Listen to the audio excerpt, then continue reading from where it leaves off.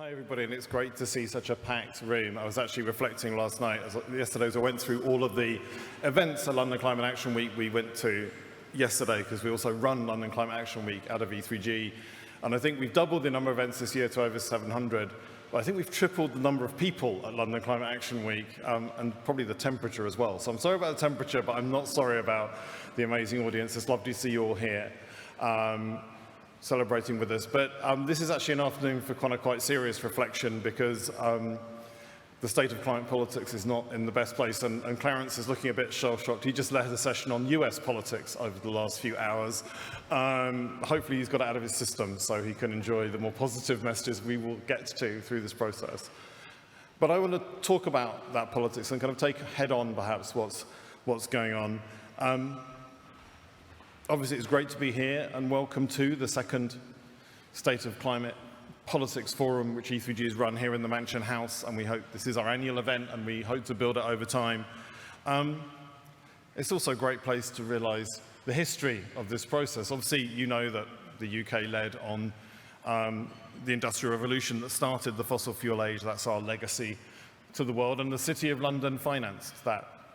It was the major financer of all of that around the whole world in energy and agriculture and mining, all the way through the long 19th century.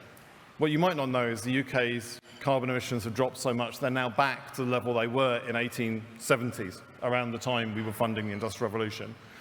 But the City of London still finances too much fossil and is still too much exposed to risk, and that's the Bank of England talking, not me. And just useful to say, things can change a lot more than you think, but change is virtually never linear, never uncontested, and never simple. And especially as over that period, the UK's GDP grew 16 times. But a year on from the first State of Climate Politics Forum, climate politics has never perhaps been more contested or more changed in a 12-month period in the 30 years I've been doing this. And last year, when we met here to discuss what the politics of the necessary needed to be, how we would create what we needed to get as near to 1.5 as possible, it was against a backdrop of conflict in the Middle East. And it was against a backdrop of worsening debt crises in developing countries and growing anti-incumbent political movements driven by the energy and inflation costs of the Russian war of aggression against Ukraine. So it wasn't like we were living in nirvana. But we were working together against those challenges. There was an identifiable Western bloc working with a broad range of countries in the rest of the world, trying to change the international financial architecture, build new forms of partnership, show the international system could work for everybody. And I remember sitting in the Paris Bourse, watching Macron in a very, very sweaty room, arguing the finer points of special drawing rights in 2023 with other leaders, while the head of the IMF looked on in horror at the violence they were doing to that process. But that showed leaders cared, and they were investing and moving forward. And that was going to be the foundation, that financial foundation, that cooperation foundation of the ambitious targets we all needed to do in 2025. So 12 months on, those issues remain, but the political context couldn't be more different. The US administration has fractured cooperation among developed countries on virtually every policy issue. The on-off tariff wars have driven incredibly high economic uncertainty, threatening to chill investment, including in low-carbon areas. Confidence in multilateral institutions and cooperation have been cut, not just by what the US has done, but by cuts in every major donor, driven by financial situation, driven by issues around defense, and driven by issues of populism. And leaders across Europe are now distracted by trade tensions, they're distracted by conflict, they're distracted by their domestic politics, leaving little attention to build global climate collaboration in this critical year. So we were building towards a year of collaboration, and that's not where we are. But it's really compounded in Europe in particular, and I'm going to talk about Europe a lot because the rest of the world is different, but Europe has always been the driving force of climate diplomacy, about that somehow climate action is facing a backlash from the public and from business because of rising costs and fears of competitiveness. And populist parties like UK's Reform or Germany's AfD have done stunningly in the polls, and they've been advocating this narrative against the perceived cost of net zero. But that correlation has been interpreted as causation by too many in too many political parties, and that's what I really want to address today. Now, it's true businesses on both sides of the Atlantic have, in part, been green hushed, rolling back their climate commitments, arguing instead for deregulation. And the poster child for this, to the kind of shame of the UK really, is the breakdown of the 30-year consensus on science-based targets in the UK, with Kemi Badenoch, the new leader of the Conservative Party, saying we should move our 2050 targets further out, countering the evidence and the recommendations of the Climate Change Committee, which the UK and a Conservative government put in place. So it's also telling, though, that other centre-right parties like the CDU haven't followed in rolling back from net zero. They have adopted some anti-environmental rhetoric, but they've not followed in pulling back. So it seems that you can make different political calculations based on these times. But before I finish the dark part of my speech, and I'm sure there will be a pivot soon, the latest scientific evidence suggests that global temperature rise over the last 2 decades has been twice as high as we put in our models for adaptation and mitigation. And we'll be having a panel later on to just look at some of the consequences that might show for politics. Because again, it's fine talking about what we need to do, but the climate is a harsh negotiating partner. It really doesn't care. The system will respond how the system responds, and we need to get back to those roots of what we're doing. So now I've painted the dark picture. I'm going to look at some of the opposite side of the picture and the other context out there. You probably all know clean energy investment increased again to 2.1 trillion last year. 90% of power investment is in renewables globally. For Europe and China, there's 70% of that investment, and a quarter of both of their growth last year came from the clean economy. In contrast, the US is only 11% of the clean economy. It's not the major driver. And despite the rhetoric of the Trump administration, we're still seeing investment flowing in places like Texas, driven by the raw economics and the need to build rising demand, whether that's from data centers or air conditioning. But the same dynamics, economic dynamics, have also driven investment in Saudi Arabia, in Pakistan, across Africa. We've seen a real surge in solar. And for the first time, we saw Chinese emissions drop in the first quarter of this year, driven by huge renewables build-out, which swamped even very strong power demand. So not in a recession, in a part of healthy growth. So the global climate economy is in incredibly rude health. And it's also about to be boosted by pulses of new public investment. The UK is putting more money in, the EU and Germany in particular, but also in China when they're looking to counteract the effects of US tariffs. So it's not just that we're growing fast now, we're going to grow fast in the future. And later on today, we'll have a panel of some really great speakers. We'll talk about the opportunity of that clean economy and how countries can capture it, and all countries can capture it. So, if the economic tailwinds for climate action are so good, how do we explain the pushback from so many politicians in so many countries, especially in Europe? We'll have a separate panel on backlash, but I'm going to sort of talk through some of E3G's analysis in the European context. So firstly, again, looking at the polls, and these are new polls and around consistently across Europe, public support for climate action remains as strong in all countries as it has been, and it has been growing over the last decade. So that's the facts. Decades of climate activism and the lived experience of climate change means we have a solid, robust cross-society willingness to act on climate action. There is no broad cultural rejection or polarization in this region on climate change, very different from the US, of course, where there is that polarization. Now, it's true that support for the phrase net zero, if you put that to people, has fallen in popularity, and it's seen most clearly in the polling in the UK, where it's been part of a targeted campaign by UK Reform Party and the Conservatives. But if you explain the same objective in different language, support bounces up, which suggests this is actually just about the toxification of particular language, cleverly, in an elite media campaign. It's not something that's coming out of people's lived experience.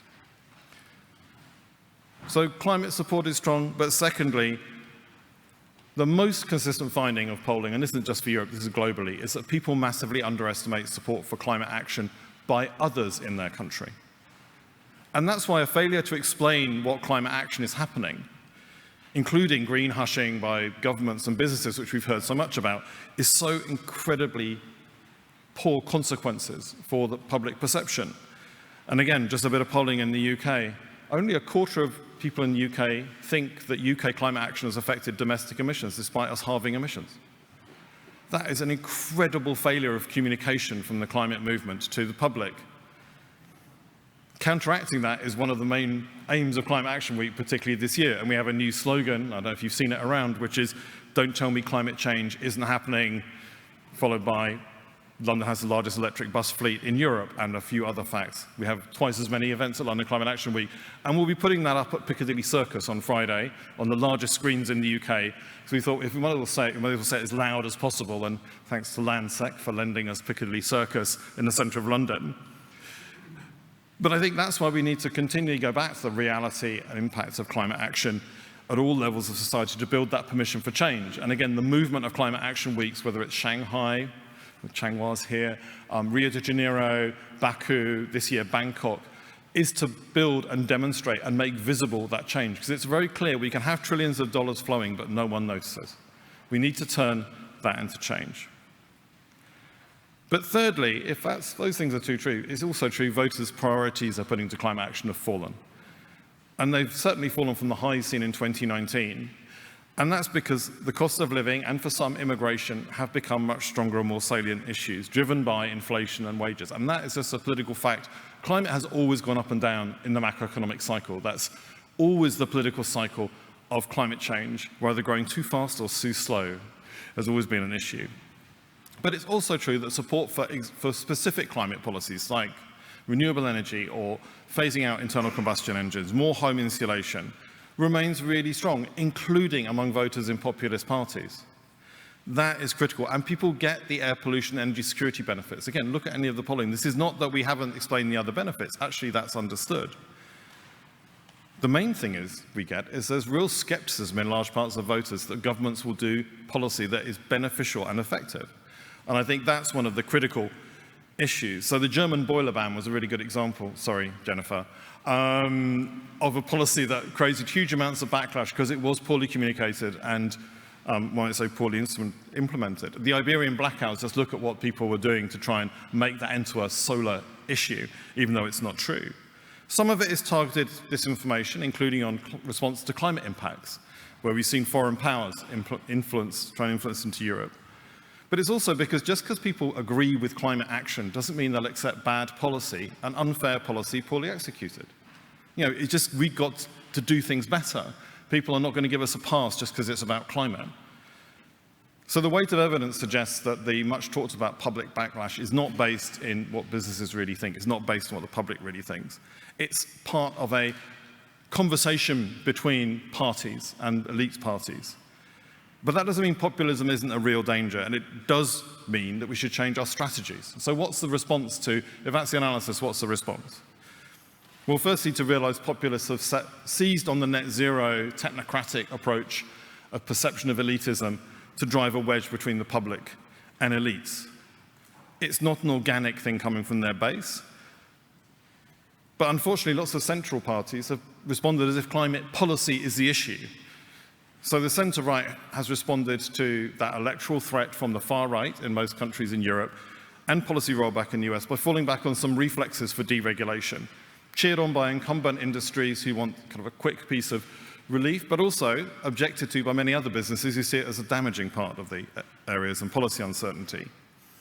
Parts of the centre-left, particularly in the US, UK and Canada, have fallen in love with the abundance movement, which blames all things about economic growth on a small part of the planning policy, most of which is about local issues, not about broader environmental issues and building a clean and resilient economy.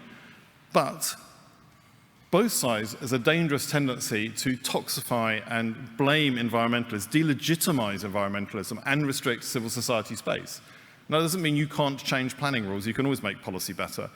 But it's come with a load of rhetoric that somehow says this isn't legitimate, and it's some alien force, when environmental groups have very strong bases in countries. But these reactions reflect the point I made last year at this conference about how mainstream political parties are really struggling to integrate climate into their core traditions. For the right, climate transitions are too statist. For the left, too disruptive of existing jobs. And that is a real problem for us. But I think that this attempt by some in the central parties to distance themselves from environmentalists and climate and nature action is poor politics as well as poor policy, because it isn't going to solve the question they think it's solving. If populist parties aren't really targeting climate change because of the issue itself, even though some of them might be true climate deniers, they're doing it because it's emblematic of a distrust in elites. And the one thing that is clear from the polling across all political parties across Europe and elsewhere, but particularly in Europe and the US, is that a large majority of voters do distrust elites, and that young people are very skeptical about the future. So that's the bit they're tapping into. As a senior politician said to me recently, you get no benefit of the doubt if you're arguing for the status quo. You get all the benefit of doubt if you're arguing for change. And that makes it very hard for us to argue for that distrust, rooted in the financial crisis, in COVID, and cost of living, but not in people's lived experience of climate policy. And because of this, weakening climate laws or environmental laws is not going to stop populist attacks, because they're not about climate change, they're about politics. And climate action done right is popular. So there is no trying to appease or attract populist voters with weaker climate policy, because they really don't care. It's not a salient issue for them. And it's not going to stop populist attacks, because they'll just change their focus. But effective climate action change does depend on people's trust in institutions. So fundamentally, populism doesn't have a real problem with climate, it's opportunistic, but climate has a real problem with populism. And we really need to design climate policy that rebuilds trust and rebuilds engagement. And those three principles which we need to do that. Firstly, don't stop talking about climate change and climate action. It sounds inauthentic. People think it's a real problem. Double down on demonstrating particularly how you're protecting people from climate impacts, which we are not doing, in where they live, because they feel that. Secondly, do smart climate policy. I was going to say don't do dumb policy, but I'll be positive. Do smart climate policy that addresses people's immediate concerns on costs and fairness. We need a bit of humility to know that in a mega project like climate change, we're going to make mistakes. We're going to need to engage people and correct those mistakes.